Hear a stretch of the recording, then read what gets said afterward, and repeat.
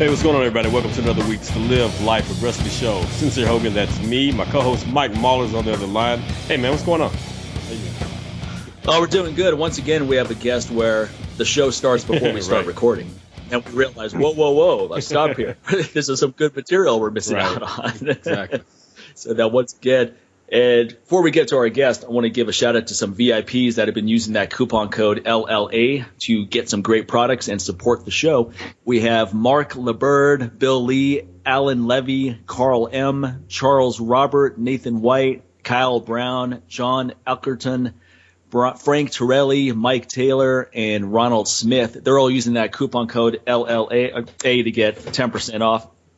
And also, they're going above and beyond to not be, as our guest would say today, a beach.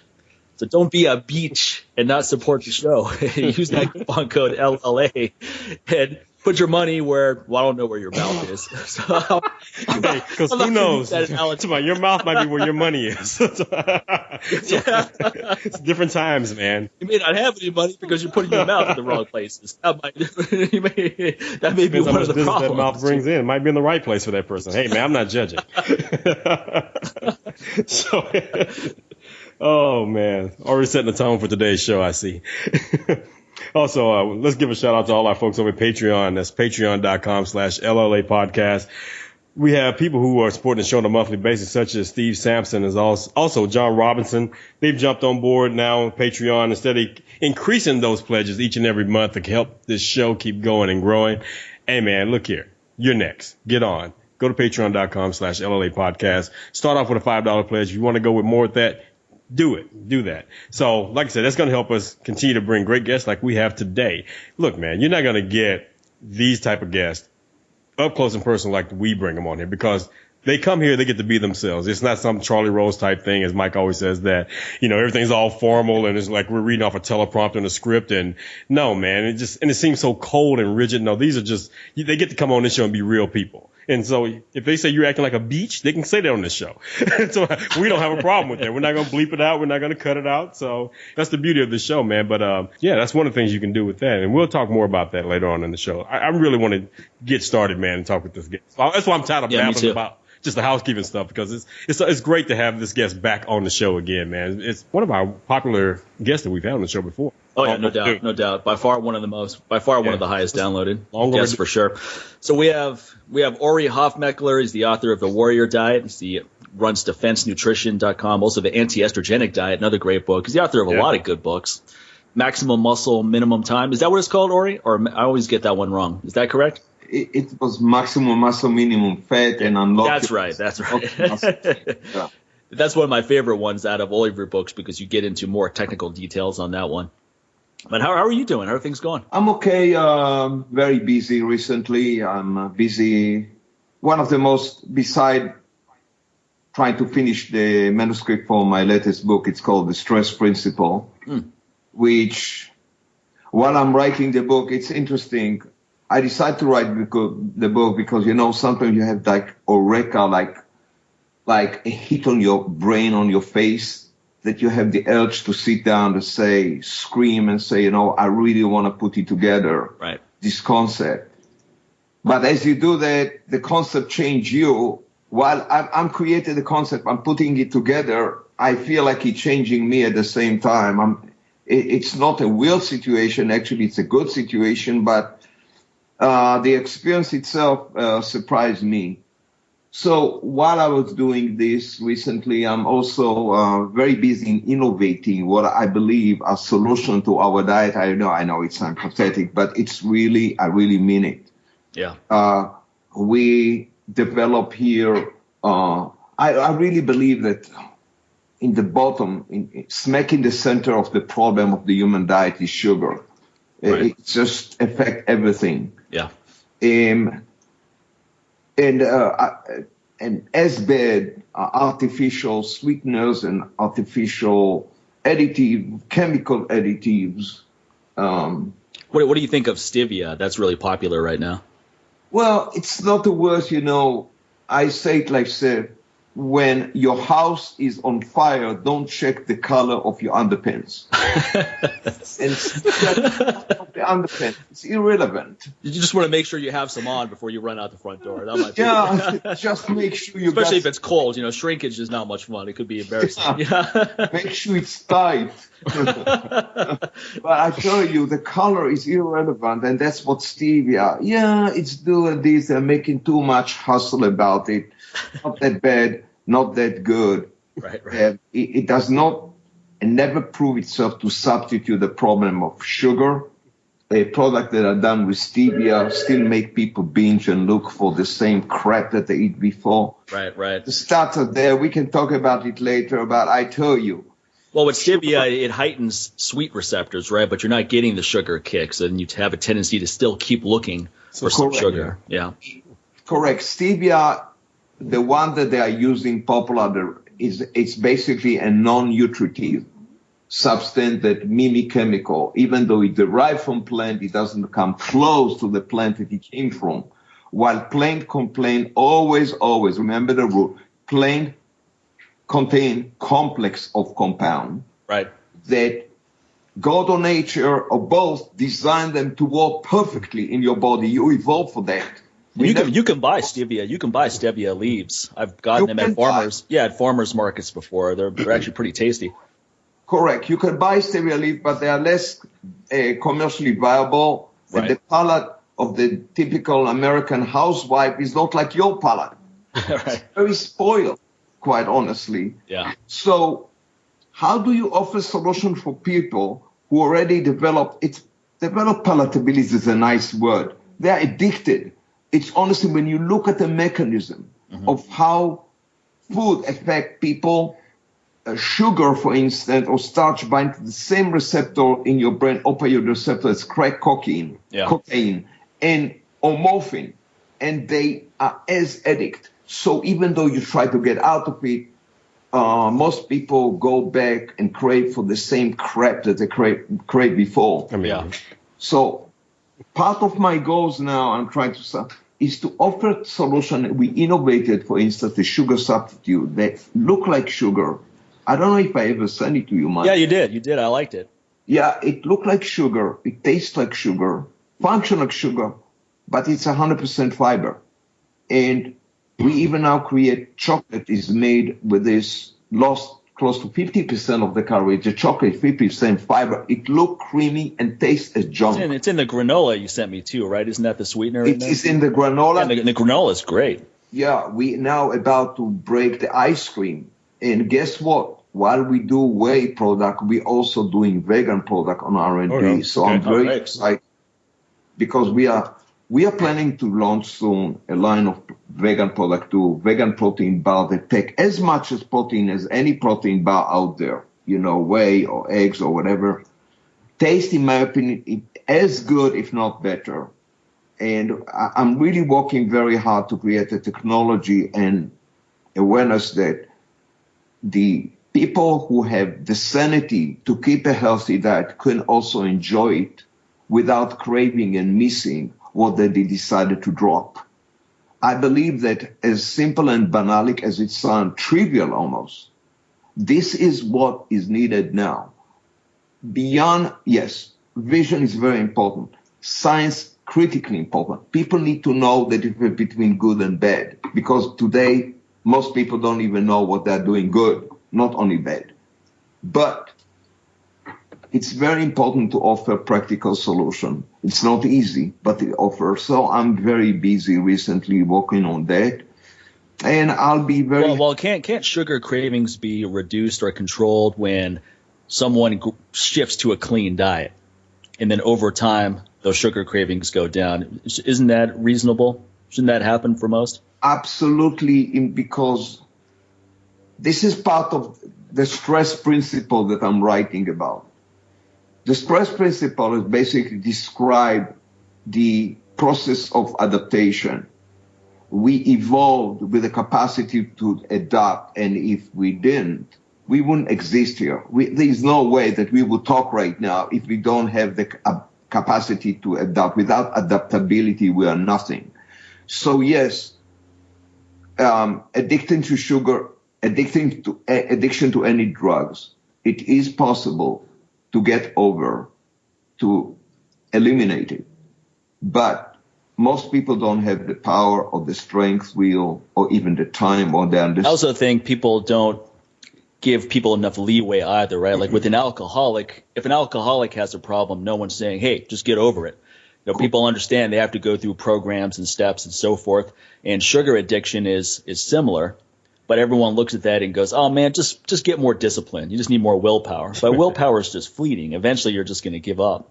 Eventually you give up because there is something on the back deep in the brain, maybe the reptile area, when we once upon a time, billions of years ago, we were just reptiles.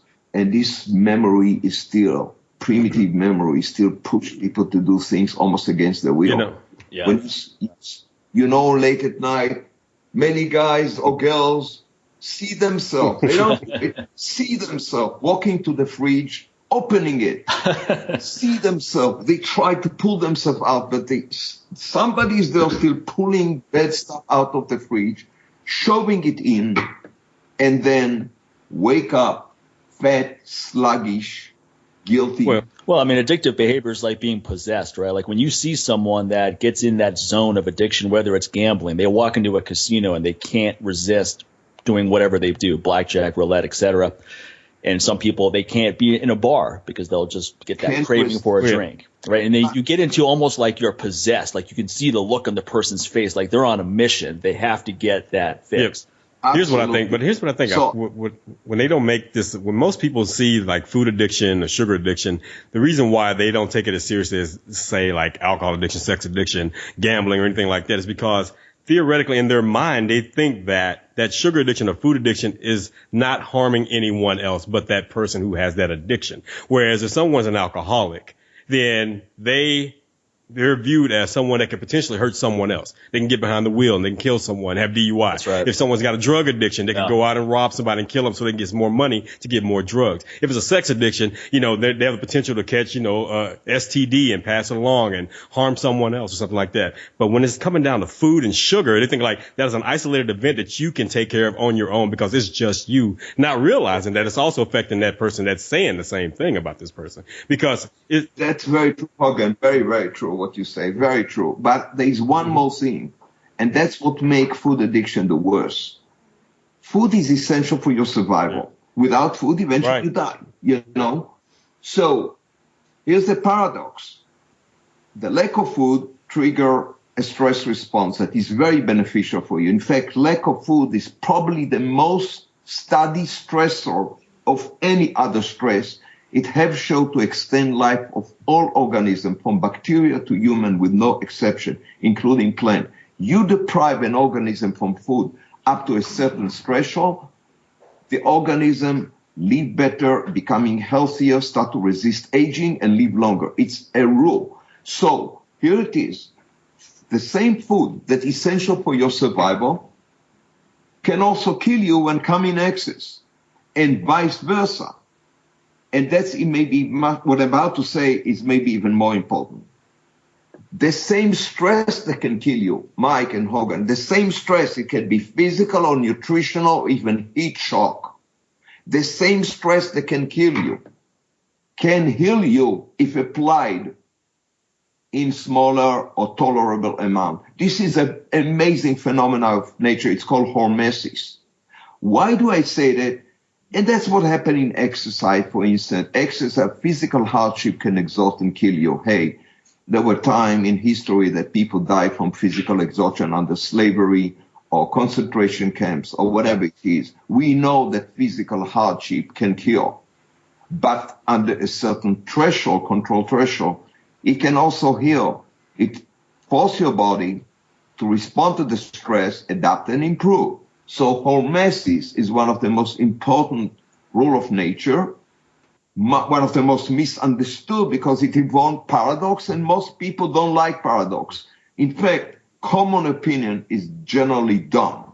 Common sense is also dumb, and that's what sells today. But here's the interesting part here. More and more evidence comes that hormesis It's not just what you do, like what stress should I put myself under? Heat. If I go to the sauna, I'm going to put myself under stress. If I do yoga or Pilates under heat, it's actually going to be better. If I exercise, I know. If I fast, I'm going to put myself. These are all hormetic stressors. This is all good. But there is one more element, more even crucial, is hormetic diet. Do we have, I think we talked about it before. Yeah, we did. You're talking about the stressed foods? Yes, we have nutrients that mimic the effect of stress on our bodies. In fact, we evolved to depend on this nutrient, and not only us, all animals, both vegetarian animals and carnivorous animals, evolved to depend on this nutrient. Now, where do you find this nutrient? Well, you don't find them in meat, for sure. Hardly in eggs. You don't find them in animal food, hardly, except for maybe breast milk. We'll talk about it later on. They rarely do appear in animal food. Virtually all of them appear in the vegetarian food. They are appearing in plants. Bottom line, both us, human apes, vegetarian animals, cows, goats, sheep, and carnivorous animals, dogs, cats, tigers, wolves, birds, all evolved to depend on these plant nutrients. It's a rule of nature. And I think we discussed before, if you have a dog or a cat, we just got another puppy now. We got dogs and cats. All of them like to eat grass. All of them. If you have a dog, you know that. What if they like to eat crap, though? Can we trust their judgment? Well, you know what? For them, the crap is still better what you buy in the supermarket. At least it's organic. I have a yellow lab who's the worst scrounger in the world, man. I take her to the park. I can't let her roam on her own because she'll start eating fertilizer and all kinds of garbage, and then she'll have just disgusting gut issues. You know what? And it's not fun to wake up to that. That's part of the collateral damage. You know, in the past, this canine probably was going on the forest or open grassland and finding anything on the grass or early seeds or whatever it is, which they chew, or bark of trees, which they chew, or peats, which they chew to get these stress-activating nutrients. Yeah. Today, unfortunately, we don't have forest anymore, so we got more crop than grass. So that's a collateral damage. Yeah. You know, how they say shit happens. Happens too much. Well, what are we going to do when there's 20 billion people on this planet, man? There's not going to be an inch of grass anywhere to be found. Well, you know what? Laboratory. That would be a very interesting question if grassland and forest would disappear because people became vegetarian. Let me tell you, that would be the day. Yeah. Yeah. But currently what happened is that we don't even have a starting point. People are not aware how important it is to put themselves under stress, both nutritionally and physically. Yeah. The survival oriented disappeared. The industry is totally anti-survival. It is basically built, the vast majority of the industry, to take you away from stress. Modern technology all aim about comfort and indulgent. Well, people are always trying to avoid stress, and yet, ironically, that in and of itself is stressful. Correct. It's what it creates is chronic stress, the worst that you want to have. My mother was like that. She was always trying to avoid stress, and then as a result, she had high blood pressure. She was worrying all the time. And if you embraced stress or embraced adrenaline activities more, you'd actually be healthier. I've been playing around with your controlled fatigue training, actually inadvertently, because I do a lot of sprinting. And I was telling our guest last week, Christian Thibodeau, that every time I do heavy kettlebell presses after sprinting, although I'm tired from the sprinting, I'm always stronger on the pressing than I am if I don't do the sprinting before. It's amazing, huh? Yeah, so I really think there's something to be said about the stress actually makes you stronger. Because initially it may not happen, right? Like you may go run 10 sprints and the only thing you want to do is sit on a couch afterwards. But over time you adapt, and you don't adapt to the point where it's easy. You adapt to the point where you can deal with it, and then you can actually perform at an even higher level afterwards. It's really interesting. as long as you're not addicted to exercise, because exercise, all kind of stress can be addictive. That's another paradox. Yeah, if you have 4 gym memberships, you know you're doing something wrong. You're stressing your bank account now. So, Yeah, exactly. No, I know people who work out 3 times a day. I go, for what? What are you doing? For a UFC title? What are you? Yeah, exactly.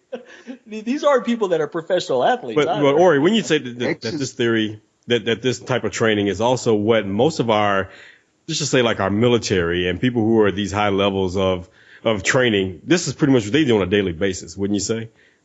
Where they put themselves, and that's what keep them at the top of their game. They kind of put themselves in these stressful situations, but yet, once they get there, they don't stop. It's like they push through, and it helps them mentally as well as dealing with that as well. So it's also a way of also kind of just, it's kind of like a punch. It's like throwing a punch. It's just like your hand is relaxed until you're ready to hit that target. But then once you hit the target, you relax again, as you pull that punch back. And that's kind of what they're doing. It's like this ebb and flow that's going with their training. And, whereas we're, the typical person out here in the civilian world, quote unquote, they think they got to go hard to go home, or they just go home and never leave the house. It's one or the other. They don't know how to work both. They just stay home. Yeah.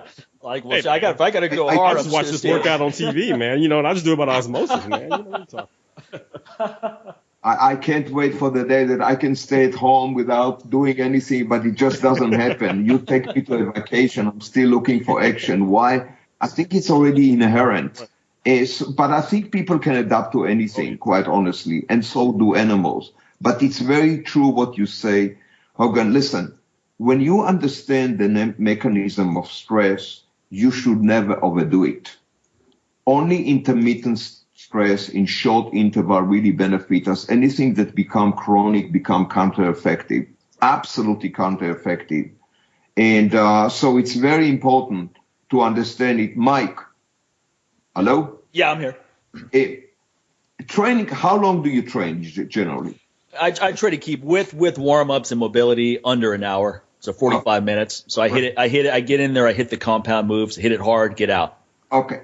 I bet with you that if it was an hypothetical situation, I take you and a marathon runner. Each of you will have to do the other one drill one time. You will be able with your training to run marathon. It's going to be difficult, but you'll be able to do it. You'll be able to go through that. It's the boredom that would stop me.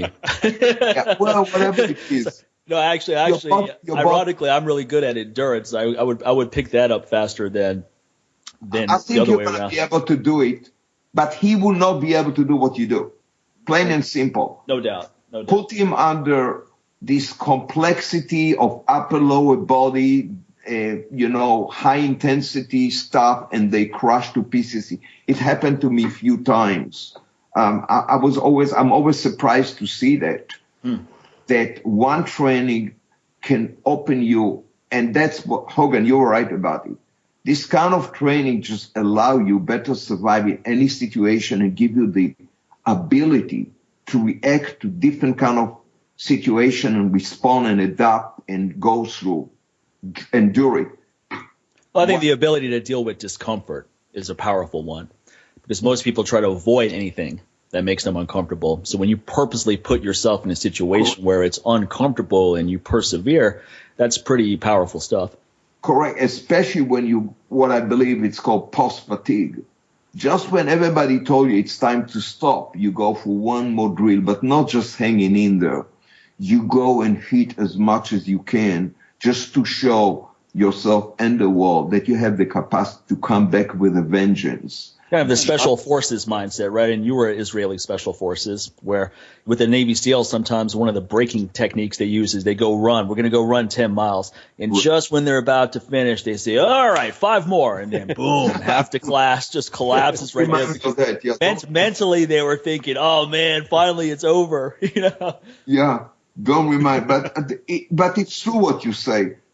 But I think that the idea of doing a 30 minutes smart, intense drill per day is the right way to go. I never find a reason why to exceed the 30 minutes. Maybe once in a while.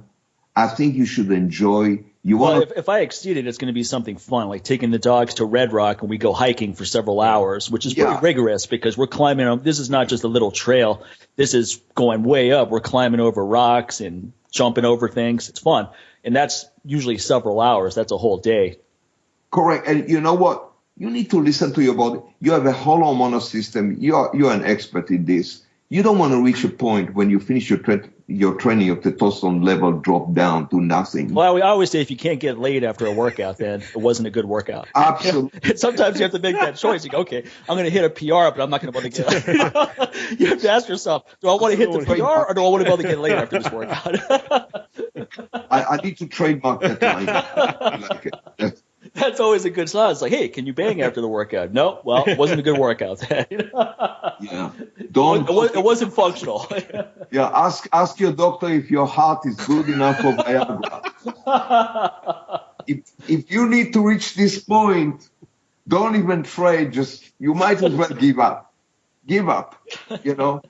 So I believe that currently most training are not smart enough. They need to keep you viable. They need to bring your body to a threshold peak and leave you alone at that point. While virtually most of them are built you to overexhaust you. So as a young kid, maybe you can go and even benefit for that. But as you get older, man, you got to get smart. Right. You got to be smart with the way you develop. So yes, short intent exercise. A good smart diet that move away from crap and put you under enough nutritional stress throughout the day will be the solution. That's in theory. I believe it can translate to reality. I truly believe. Again, maybe I'm naive, but I do believe and I'm working on that. Well, that's one of the warrior diet philosophies too, right? You're going long stretches without eating. You're purposely under eating during certain periods. So you're depriving yourself, and there's a level of mental toughness that comes with that. There's a lot of mental and physical toughness that your body takes, but as you say, the adaptation is necessary. But the rule of hormesis is simply, whatever doesn't kill you, make you better. But maybe some people can be crushed. The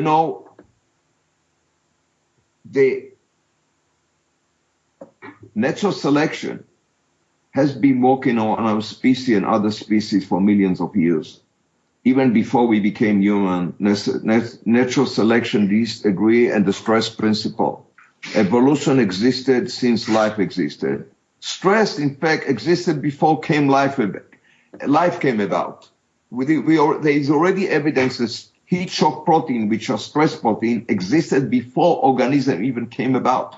It's almost like nature designed the world, life, to be inherent to stress and vice versa. So on the sketches, they already prepare stress protein just in case that life will come, because there's no meaning to life without stress. What I'm trying to say is that natural selection or evolution has to work. If people plateau, that means they don't evolve anymore. They tend to prematurely age and they are sentenced for a short life. If this is the case, means evolution is not interested in you anymore. And Mike, if evolution is not interested in you, it basically discards you. You are ready for disposal. Yeah. And that's what our society is doing today. We are doing everything to not be subjected to natural selection. And we do everything to not be under stress. But the fear of stress is real. Because when you look at the society of spoiled species or creatures, a large majority of them will be disposed by nature. Only the fittest can survive. So think about a society that was not raised to be under the rule of the survival of the fittest. It develops almost a phobia of stress, a phobia of hunger, a phobia of anything that can improve the gene pool of this species. The vast majority, I truly believe, it's an underlying fear of stress.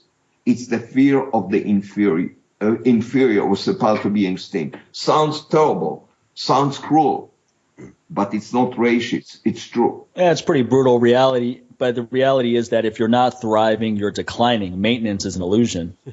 Correct. So, Mike, I believe your slogan is live aggressively, right? Right. I like the slogan because I tell you what, it doesn't fit everybody. It doesn't fit everybody. There are people. That's for sure. There are people who ask the doctor if their heart is good enough for sex. There are people who do it, and many people. And these people cannot fit your system. So I believe the solution is not for everybody, quite honestly. And when they're always asking the warrior that fit everybody, no, it doesn't fit. I believe they fit everybody. Hey, does exercise fit everybody? Depends what exercise. Well, what's amazing is that people will ask their doctor if their heart's good enough for sex, but they're not going to ask their partner if they actually want to see them with their clothes off. Here, man. I'll give you an example. There's a guy at the park I was talking to, and he's like, "Hey, man, I got a question for you. What can I take that'll put some lead on my pencil, if you know what I mean?" I was like, first of all, man, can you even see your pencil? When's the last time you saw your pencil? Because this guy was really overweight. He can't walk 50 yards without collapsing. And he's still thinking about sex. And I go, man, you've got some mismatched priorities here. You know what? I can't agree with you more about the paradox. Besides, just think about it. No, but also the salient point here is that why would you want who wants to have sex with you? You know, that's kind of where I'm going. And if I looked like this guy, I wouldn't want to take my clothes off anywhere. You know, that'd be the last thing in my mind. The whole time I'd be thinking, there's no way this woman's enjoying this. She can't possibly be enjoying me right now. You know, so that's what I mean. Is that this guy needs to. I mean, he doesn't have to be a ripped Adonis, but get your fitness level on so you feel good and you're healthy and all that as well. It's absolutely true. There is no priorities at all. It's the way people look. It's just a result of something. Hey, why do you need to ask your doctor about it? How about ask your doctor if your heart is good enough for the crap yeah. allow you to eat? Right. Cookies and cakes and cookies and sugar and is my heart healthy enough for 12? Is my heart healthy enough to go upstairs to have sex? How about that? It's like, can I make it up the stairs to get to the bedroom? That's fine. You don't need to ask anyone but you need to ask him if your heart is good enough for sex. I tell you, this is so absurd. So solutions, I don't know, quite honestly. I don't know if there's a solution to everybody. Well, I think people need to set a higher bar for themselves. The bar is so low right now that a lot of things that are socially acceptable shouldn't be. You know, we're becoming a nation of obesity where that's essentially socially acceptable now, because once a certain percentage of the population looks a certain way, now it's considered normal. Like someone that we considered overweight, let's say when I was in high school in the 1990s, that person wouldn't be considered overweight at all by today's standards. They'd probably be considered thin. You need to eat something. You okay? You sick? Are you sick? That's a very good point. But do we have the instinct? Do we have the instinct for stress? That is a very good question. Do we have a desire for stress? I believe we do. People don't even know that they have. Even the lazy, the sick, and the sedentary have this desire for stress as that they get from, they like to get the sense of stress from passively watching movies or sport game or playing video games. Or watching Donald Trump, getting stressed. Or that one too. Yeah. Getting stressed out with him. It's like if it's not in real life, at least virtually, we have a desire for stress. It's the most denied desire. Yes, it's there. It's there, and it needs to be taken advantage of. Yeah. People don't. Well, I think people are too comfortable living vicariously. So you go watch a movie and someone's doing these really impressive feats of athleticism that you get enough of a kick just watching that you're not even inspired to do something remotely. Which is that kind of building on what Ori just said. People have the desire to be stressed. Well, that's because at that moment, even if it's misplaced stress, in that moment, that's when they feel alive. That's when they're feeling alive, when they're stressed and that adrenaline's going, even if it's like just screaming at the television for no reason. They got that adrenaline going because that is in their nature to have that. And, no one wants to just be just docile the entire time, just pretty much just going through life on autopilot, even though it seems like a lot of people are. But there's just this innate part of us that just like, you want to just let loose. And just the thing is, it's just misplaced. They want to let loose in the wrong ways, so that's how I see it. This desire, you're right, Hogan. I mean, honestly, you put things very right, but it's not just a desire. I believe we have an instinct for stress simply because stress plays such a key role in our survivability. It's not just us. You can see it in animal. You can see how kittens like to stress themselves for no reason. They like to play, roll around, fight, grapple with each other. Puppy dogs are doing this. Even deers are playing. Everybody, you just let them, they play. The problem is that the acknowledgement of the stress instinct is very anti-civilized. It can go very wrong. So we were raised in a way that to believe that stress is bad and any desire for stress should be totally controlled, etc. What happened now, you're right, virtual stress and virtual life take the place of real life. People rather sit at home, play video games or watch TV than doing anything else, not understanding how powerful this instinct is and how awesome the stress response system is too. When you respond to stress, your body produces this protein that preserve you, honestly prevent your brain from ever getting old, keeping you alert, in great shape. It's so important. I'll give you an example.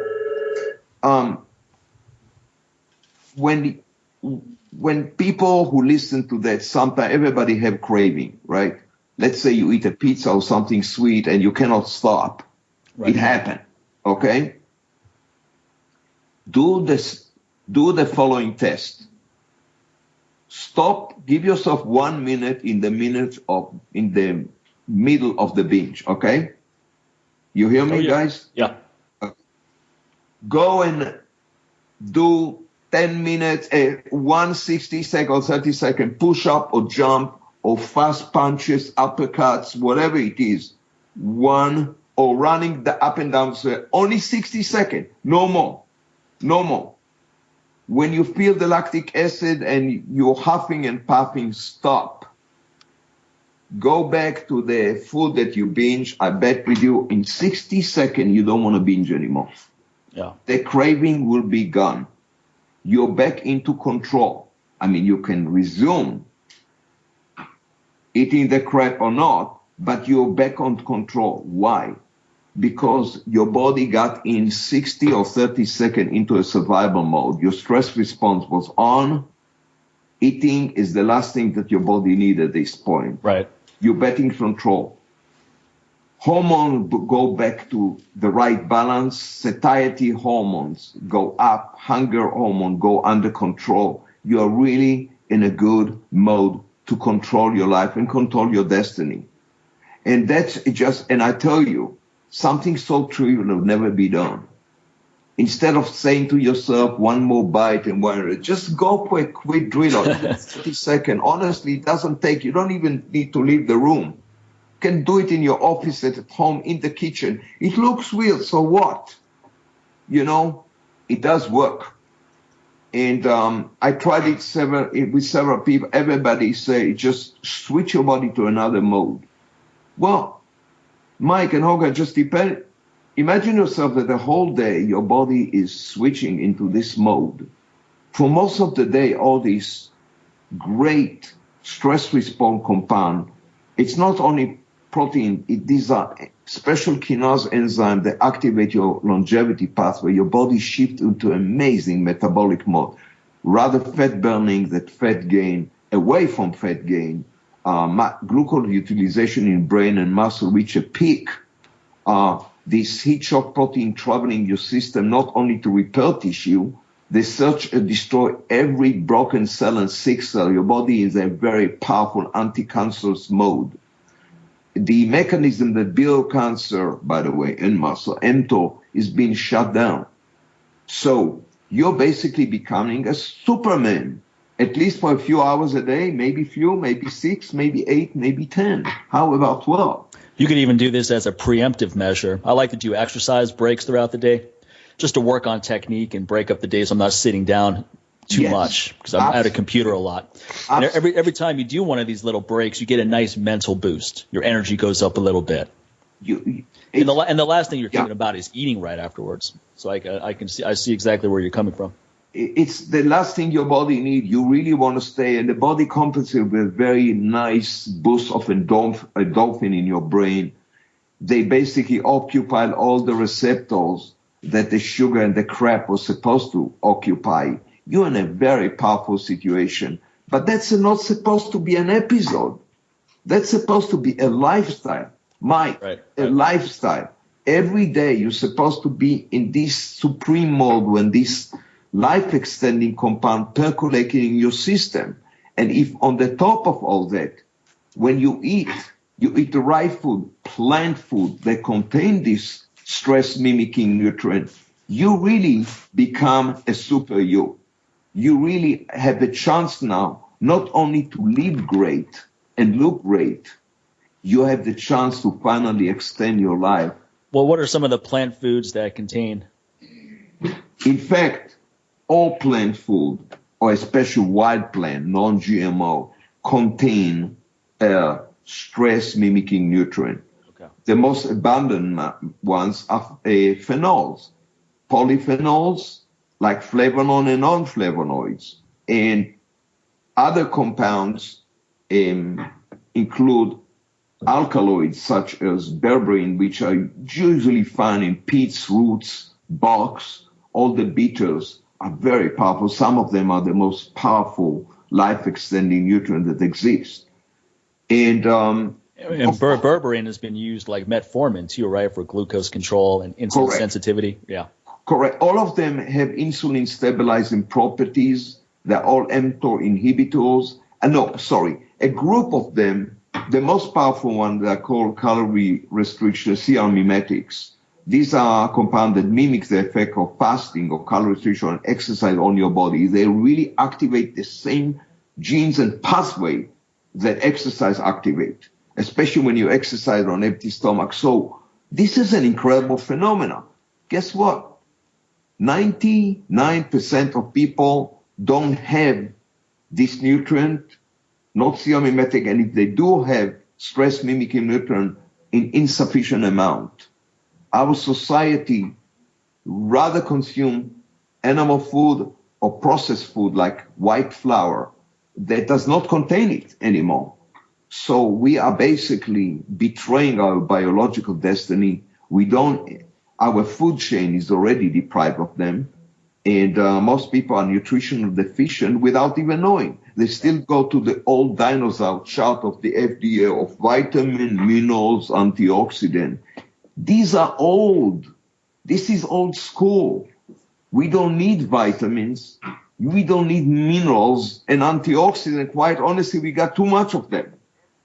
You already have antioxidant and vitamin dust in the air that you breathe, quite honestly. What we miss is plant nutrients that extend life. We talked about, even animals know. Even animals feel that they're looking for that. We are missing it. Most people are not aware of that, and they can only be found plants.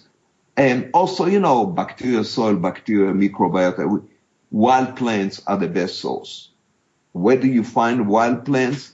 We can still find berries, apples, and other fruits that are grown under non-GMO, more wild-like condition. Is it ideal? No. Can you find really wild fruits? There is no awareness to that. So I don't know if people really find it, but I hope that in my book I will create more awareness to the necessity to start cultivating stress food rather than spoiled food. Because, Mike and Hogan, when you over-fertilize a plant, It's like creating an obese plant. You give him too much food, they develop the same properties as of an obese animal. Why would you like to eat a plant that is obese? It carries too much energy in the form of starch and sugar. You really don't need it. You really don't get it. That's what they did with the corn. The old corn was skinny. It wasn't that sweet. But human palatability does everything to make things sweeter and more energetic. We don't want energy. We want to deplete energy.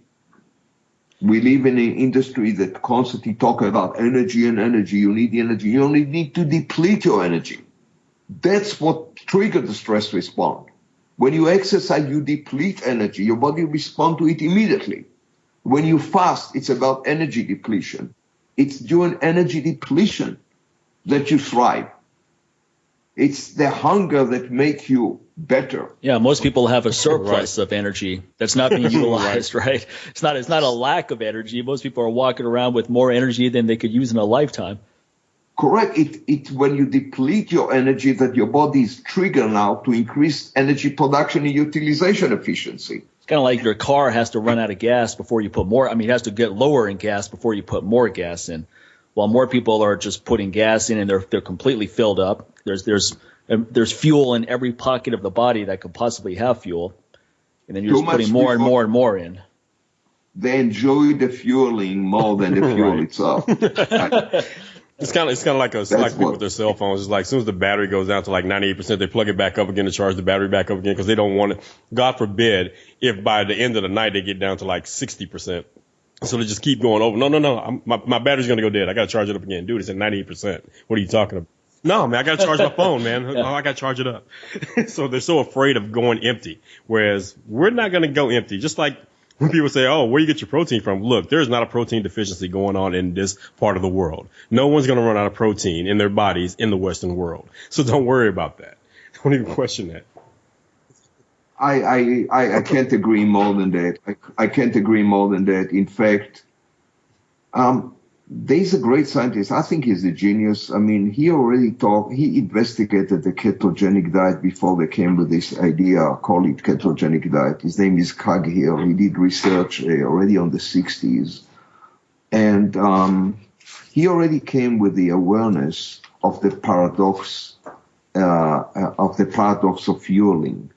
And you can see clearly that in all animals, especially mammals, of course, the depletion of energy brings such an amazing advantages, not only on activating stress response, the shift in the fueling in the body, the shift from fat fuel to ketogenic fuel is extremely beneficial, especially for your brain. Now we know that even your muscle can benefit with it greatly. But guess what again? 99.999% of people never have ketogenic fuel in the system. The brain is never enjoyed the benefit of it. Ketogenic fuel is also a cancer killer. Mike and Hogan, cancer cell, you put ketone fuel inside them, they die, they commit suicide. They are very spoiled. A cancer cell is like an obese person. He needs sugar, he needs starch, can't survive otherwise. Don't do well. So, what do you think about the ketogenic supplements that are being sold that allegedly put you in a ketosis state? Absolutely crap. Okay. Absolutely crap. Come on, man. Be more direct about it. Don't be so diplomatic about these supplements. All of them. There's no. Listen, it's like telling you need.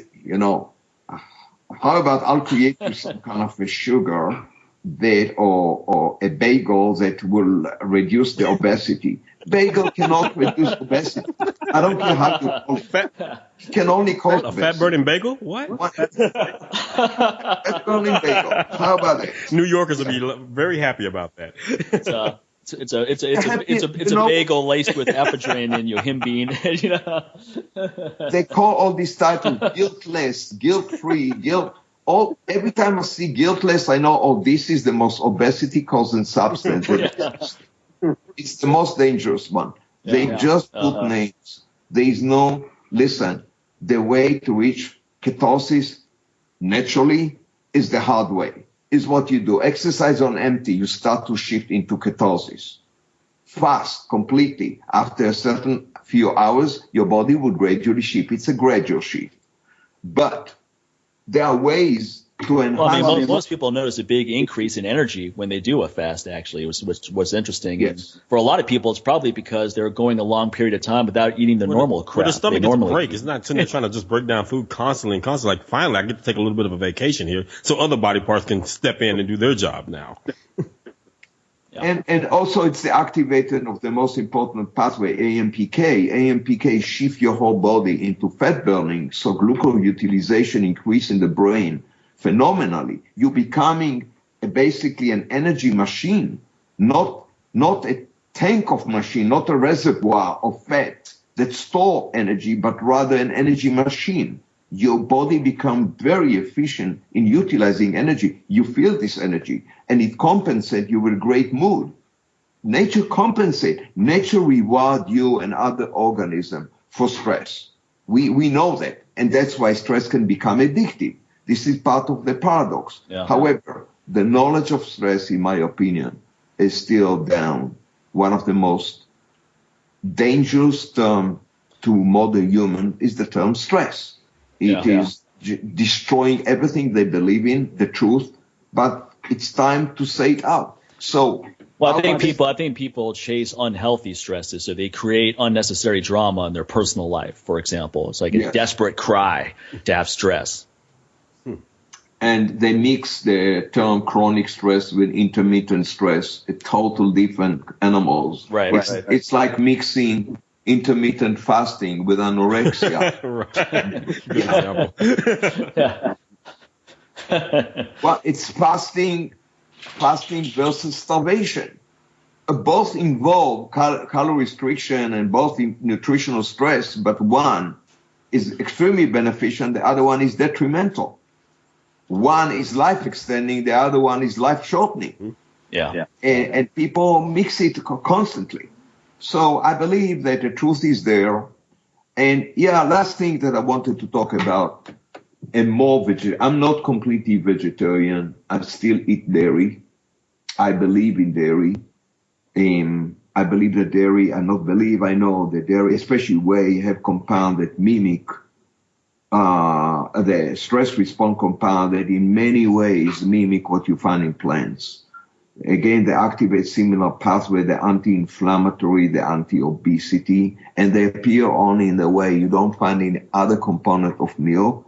And the best, dairy should come from grass-fed, nutritionally stressed animal. Nutritionally free grazed animal are stressed. They are exposed to seasonal changes. Food is not coming easy for them. They have to graze. The milk they utilize is only half of the yield of factory farm, but the milk has much better quality.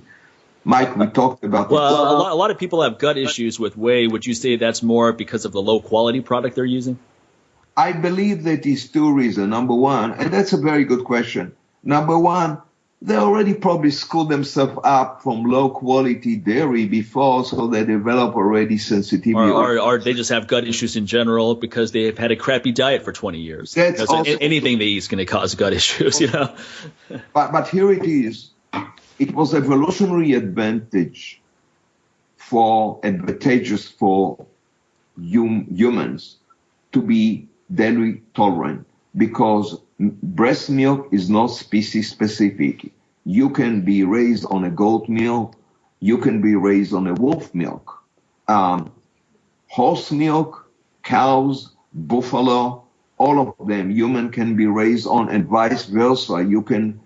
I can put my puppy dog now, the one that we just took, on a bovine way, and he's doing extremely well, like my other puppy. It's just interesting. So there was an evolutionary adventure for human in primordial time to be dairy sensitive, because they can enjoy the benefit when nourished by milk of animal without killing them. And indeed, lactose tolerance is a dominating human gene.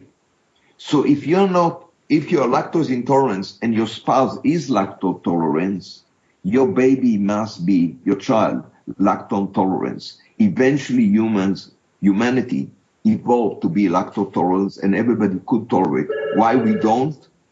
Because of industrial abuse, because of wrong diets. Some people don't have good tolerance to dairy, and the worst of it is what you said, Mike. Very bad processing of dairy that coming from obese, sick animals create a sick dairy. Hey, you know that even children reject their own mother milk if the mom is not eating well. I believe that mom, they reject their own mom milk. No surprise they will reject a milk of a sick cow, you know. So defense nutrition, we are very specific about it. We only utilize whey from nutritional stress cows, always have been grass-fed cows. We make sure of that. But my dream, and I told you, and I hope to be alive when this is happening, my dream, maybe we'll do it together, is to create a model of how dairy is supposed to be. Cows should never be killed. Cows should be raised just to bring milk. I should be treated like I treat my own pets, you know? There's a place in Italy they're already trying, very successful. They raise, I don't know if you heard about it. They have buffalo cows that they are raising there. They will never be killed. They are treated with like pets, you know? They get showers and music. They produce the best dairy and the best cheese in the world. There is a lineup for these products. What a beautiful model. I wish. Is that model sustainable to meet the demand, the world demand of dairy? You know what? Probably not. Yeah. But a model is a model. You can never know. The first model of the computer, people. No, I mean on a localized level, that's great. You know, like if that's a model people could duplicate, where maybe they get together with their neighbors and fund something like that. It's great. Yeah. I look, our society, the vast majority of our society will not survive natural selection. Let's put it like this. We know that. That's for sure. Yes, somebody having to run away from something that's out to kill you, a lot of people won't even do that. They can't even run out the front door to their car. People have to get in their car to go to the mailbox, let alone. Correct. So these people, no model that we talk about will work for them. We're talking about a minority of the fittest that have enough brains to understand what's important and enough compassion to understand that if there is a good alternative to killing of intelligent animal, let's use it. I cannot force it. I cannot force it on anyone. I got on the way that many followers who are meat eaters. My family are meat eaters. There is nothing I can do to enforce my idea, but I do believe that solution or models can help. I believe that there's evolution of ideas. Look, we talked about it. Look what happened until 20 years ago. There was a typing machine, maybe 25, maybe 30. It was still a typing machine. It was ruled. Nobody believed the computer will ever kill it, but it killed it overnight. Yeah. With the internet, they become absolute. These are dinosaurs now. It's collective item. So the food industry is now under a crisis. Many people just become smarter. Some of the instinct kick in. And even though the vast majority of us will not survive natural selection, the voice of those who would survive is still loud enough. So there is a transition. So yes, I do believe that healthy models of anything will help. Knowledge will help. And just to sum it up, look at yourself. Won't you like to repeat a routine that makes you look better and feel better? Honestly, even for the sake of vanity. Oh, yeah. You look better. You look more healthy, more sexy. You got more power. You enjoy being yourself, Why won't you like to repeat what you did to reach there? That's the thing that I am encouraged to think, that at least some people would like to stick to a model that works for them and stay away from models that betray them. So that's what I'm working right now. I'm working on a book that will show how to take advantage of stress to better live to better survive and longer live. And every possible method. And hopefully I'll be able to release soon some of the products that we do accordingly and integrate with people and see how they respond to that. Again, I don't expect that the whole world would look at it as a solution, but for those who do, hopefully we can start a new revolution in how we look at human life. Well, I mean, it only takes a small percentage of the population to influence the rest, right? I think the number is as low as like 6% of the population does one thing. Yeah. Okay, 3%, right? And then the rest follow suit. Yeah, I mean, people look at idols. People look at an example. It's okay. It was always like this. There's nothing wrong with the fact that a few people are leaders and the most people are looking for mentors to follow. That's the way all species are. There's always alpha males in wolves or dogs or cats even, and the same and alpha females, and the same with humans. That's the way it is supposed to be.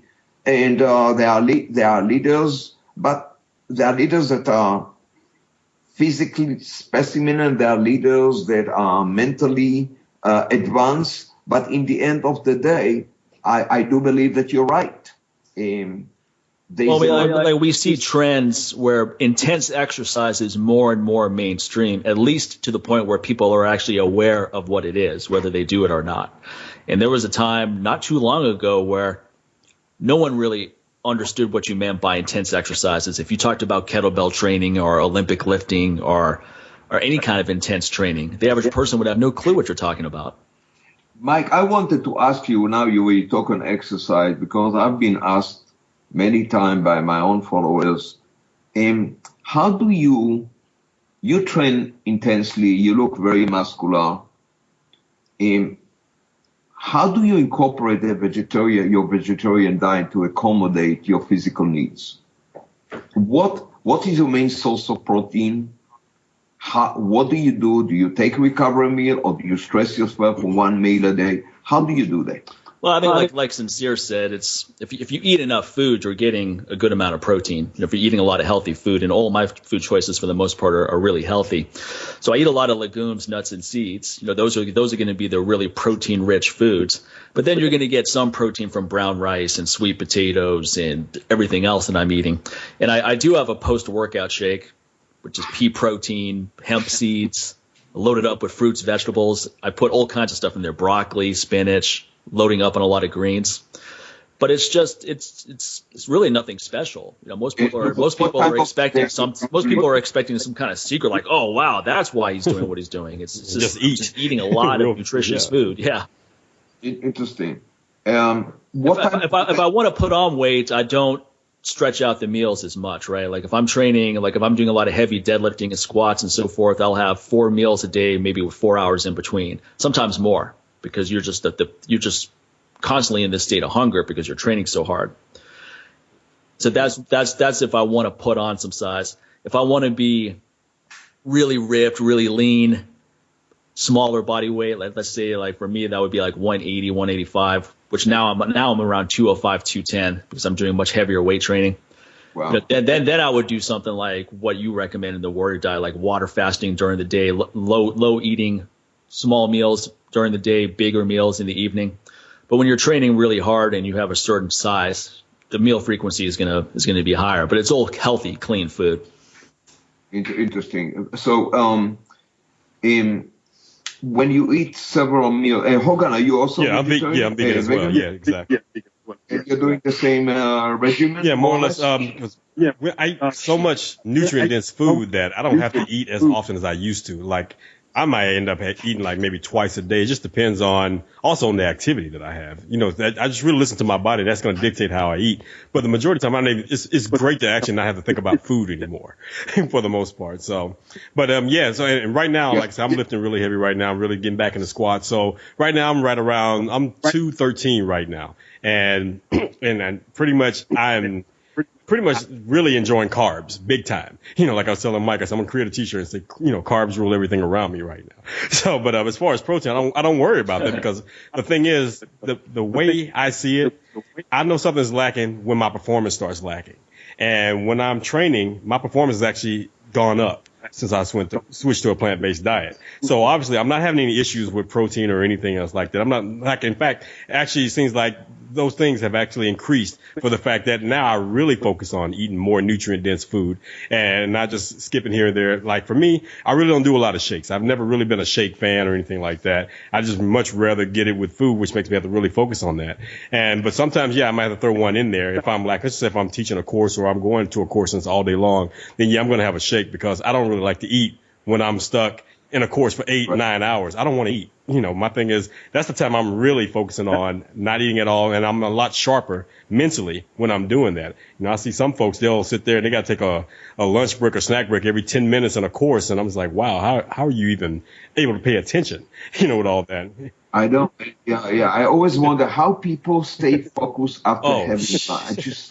Well, that always amazed me when I taught workshops where you would take a break after. Okay, we're going to take a 5-minute break. And this is after maybe the first 2 hours of the course, and people start whipping out their food. I go, whoa! We're about to jump back into action in 5 minutes, man. It's not time to eat.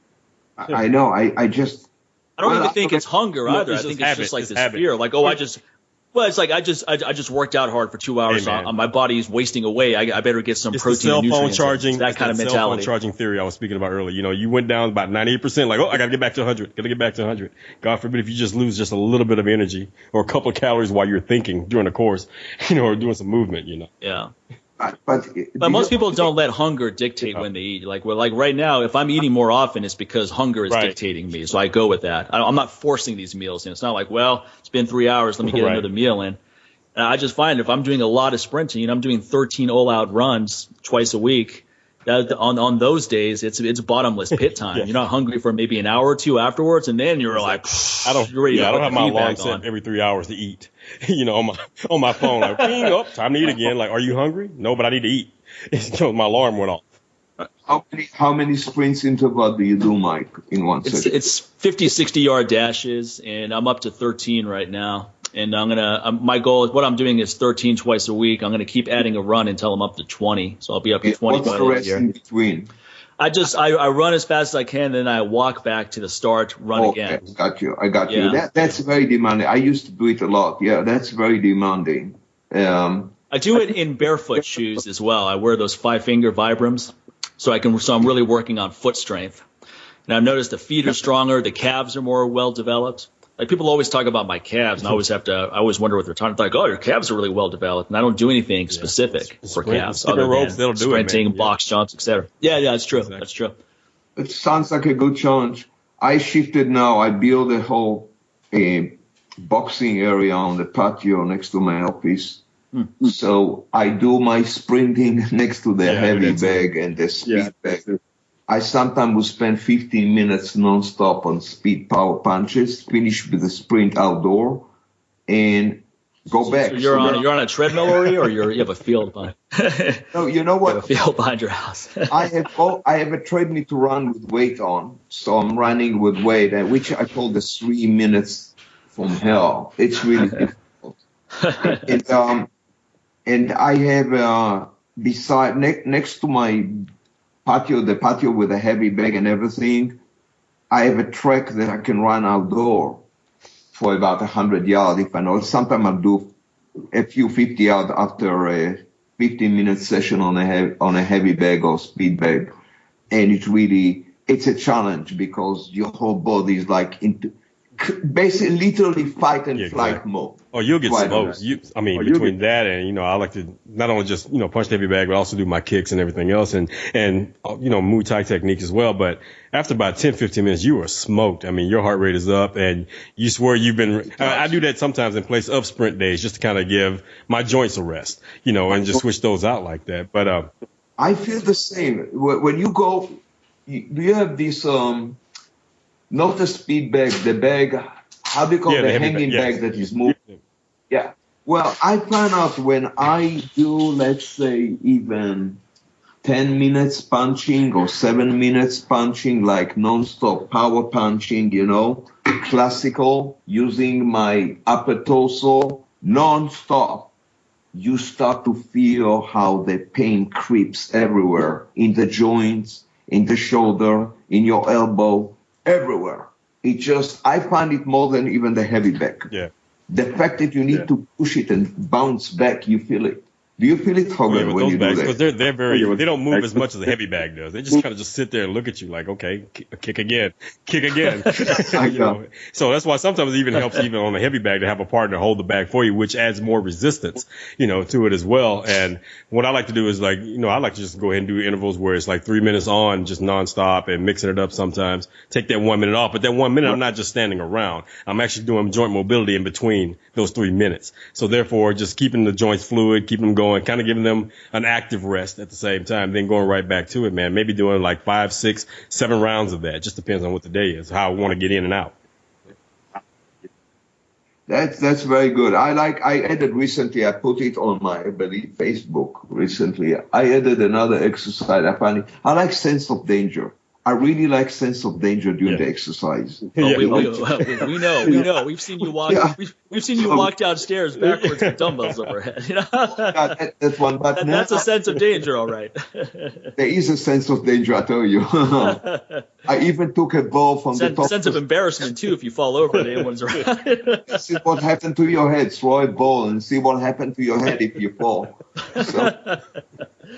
We put a string basically in my home gym, and it's about the height of your hips, and you jump backward, forward and backward. It's the jump backward that really challenges you. I'm telling you, it is an amazing, feeling.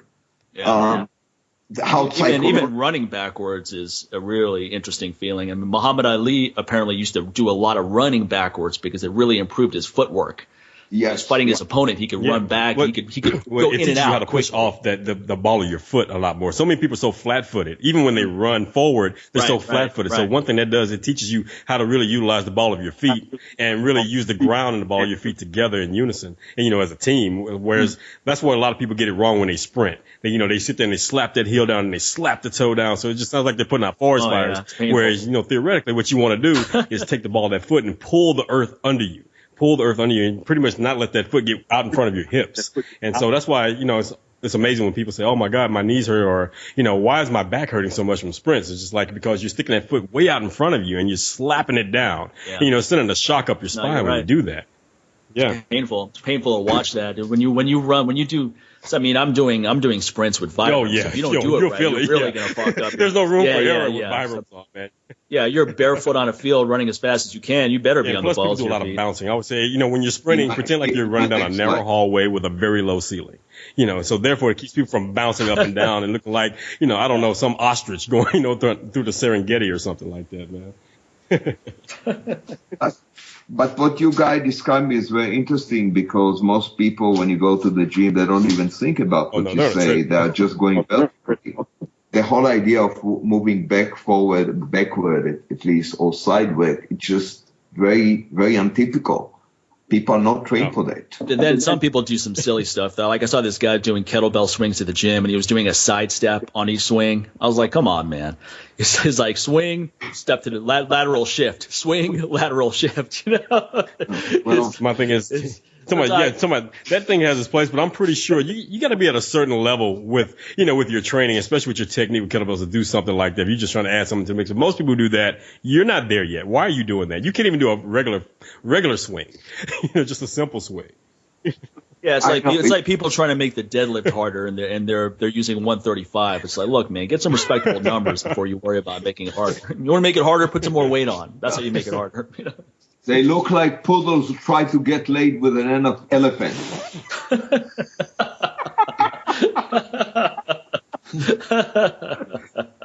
Honestly, I see these look so impressive. The means and the tool for that. It's so pathetic, honestly. Yeah, well, just the fact that you're trying to look impressive, that's Exactly, already that's a the flaw problem. right there. Like, if it's impressive, it's going to be impressive whether you're trying or not. Yeah, if you're an elephant, be an elephant. You can't. Just honestly, it's pathetic. Well, some people have the weight of an elephant, but they don't have the They don't have the strength and the movement grace of a patterns. real elephant. Yeah, They have exactly. so much weight of an elephant they cannot mount anymore. Yeah. We're talking about mounting an elephant or mounting another So person. that's impressive. When you can mount like an elephant, then you're No there, mounting. buddy. Okay. Even they make that look graceful. These are the people that need to ask the doctor if their heart is good enough for sex. It's like, So, no, anyway. it's not good enough for anything, my friend. That's what I'm afraid. That's what Yeah, the doctor absolutely. should. That's what the doctor should say.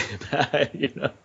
Guys, I've got a schedule today. Oh, no problem. So, Appreciate the listen, time. I enjoy this conversation again, and I'm very happy to discuss funny things with you.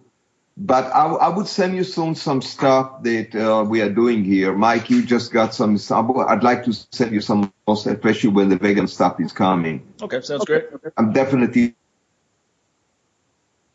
looking for your feedback. And Hogan, nice to chat with you again. We'll be in touch, guys. Okay, thank you very much. Great having you on. Thanks for all the time. And people can find out more about you at defensenutrition.com, right?